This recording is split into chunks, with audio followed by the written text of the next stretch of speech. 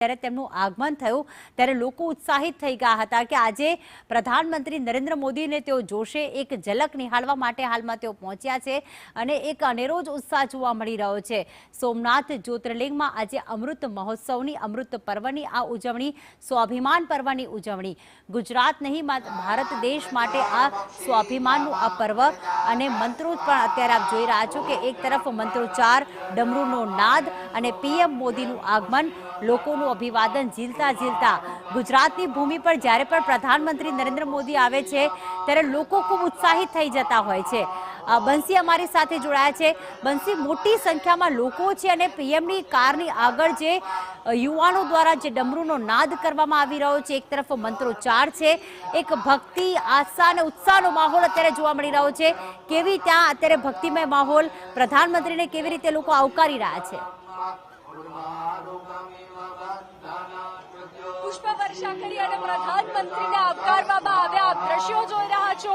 લોકોમાં અનેરો ઉત્સાહ જોવા મળી રહ્યો છે, કારણ કે જે રીતે ધીરે ધીરે પ્રધાનમંત્રીનું આગમન થઈ રહ્યું હતું તેમ તેમનું ડમરૂથી સ્વાગત કરવામાં આવ્યું અને પ્રધાનમંત્રી મોદી દરેક લોકોનું અભિવાદન ઝીલતા નજરે પડ્યા હતા। પ્રધાનમંત્રીનો કાફલો જે છે તે ધીરે ધીરે આગળ વધી રહ્યો છે, આગળ ગયો છે અને સીએમ ભૂપેન્દ્ર પટેલ તેમની સાથે છે, તો ગૃહમંત્રી હર્ષ સંઘવી, ડેપ્યુટી સીએમ હર્ષ સંઘવી તેમની સાથે છે।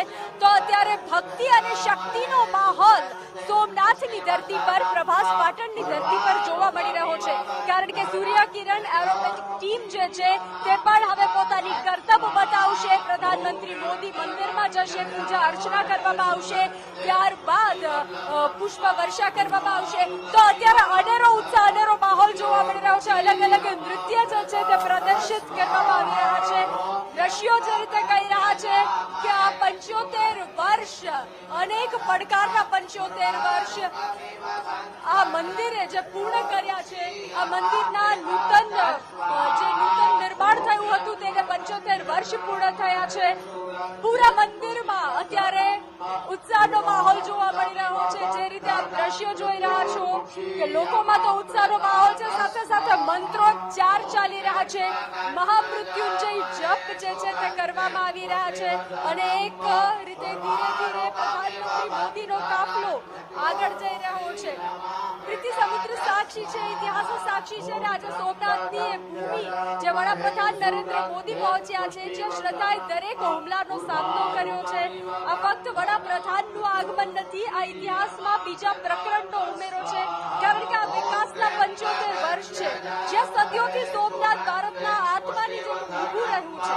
તરંગો હજુ પણ એ જ છે અને મંદિર પણ હજુ એ જ છે, પરંતુ સમય બદલાઈ ગયો છે અને આજે 75 વર્ષના પુનઃસ્થાપનાના ઐતિહાસિક ક્ષણમાં પ્રધાનમંત્રી નરેન્દ્ર મોદી હાજર છે, આ ક્ષણના સાક્ષી છે। એ જ સોમનાથ જેણે ઇતિહાસમાં ઘણી વખત પતન જોયા હતા, એ જ સોમનાથ એક નવો ઇતિહાસ રચવા જઈ રહ્યું છે। અનેક આક્રમણો, આ સમુદ્રના મોજાઓ, રાજ્યો બદલાતા જોયા છે, આક્રમણો જોયા છે, પુનર્જન્મ જોયા છે અને આજે મોજાઓ વચ્ચે સોમનાથ ઐતિહાસિક ક્ષણમાં વડાપ્રધાન નરેન્દ્ર મોદી ઉપસ્થિત છે। દરેક જગ્યાએ ઓમકારના નાદ થઈ રહ્યા છે, દરેક જગ્યાએ મહામૃત્યુંજયના જાપ થઈ રહ્યા છે, ડમરૂ વગાડવામાં આવી રહ્યા છે।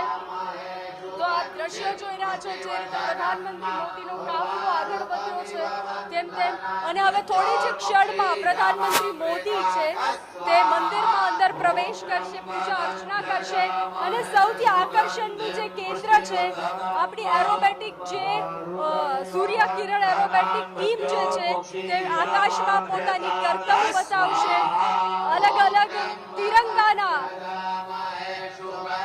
ત્રિશુલની પ્રતિકૃતિ બનાવશે।